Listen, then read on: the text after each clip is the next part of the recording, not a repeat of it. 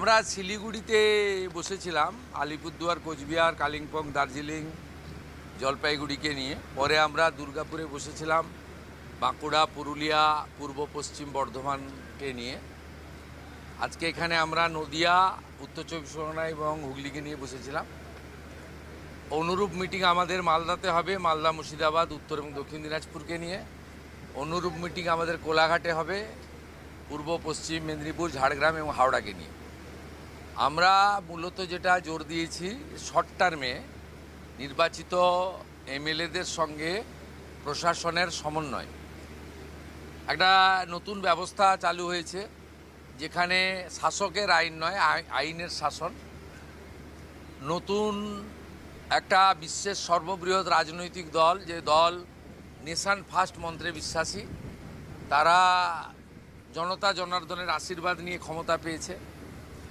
নতুন ব্যক্তিরা এমএলএ হয়েছেন, মন্ত্রী হয়েছেন, মুখ্যমন্ত্রী হয়েছেন।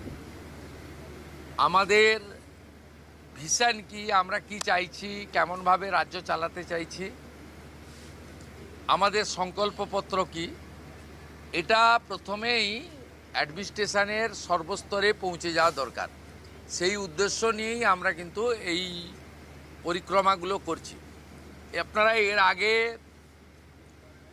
মিটিংগুলোতে দেখেছেন কত কোটি কোটি টাকা খরচ করা হয়েছে। এই কলকাতা থেকে কল্যাণী আসতে 1 ঘন্টা লাগে এখন জাতীয় সড়কের যুগে। সেখানেও হেলিকপ্টার ব্যবহার করা হয়েছে। এখানে কত রকমের খাওয়ারের ব্যবস্থা, নিশ্চয়ই সারাদিন আছে, দুপুরবেলা একটু খাওয়ার দিতে হবে।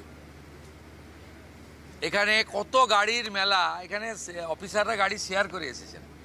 রাস্তা বন্ধ, 3 দিন ধরে দক্ষযজ্ঞ, 3 কোটি 4 কোটি টাকা করে এর আগে খরচ হয়েছে। আমরা এইগুলো আপনারা দেখছেন যে সাইলেন্টলি, চুপচাপ, যেটুকু ন্যূনতম না করলে নয়, সেই ব্যবস্থার মধ্য দিয়ে এই সরকার জনগণের কল্যাণ করতে চায়, নিজেদের বৈভব ক্ষমতা দেখাতে চায় না।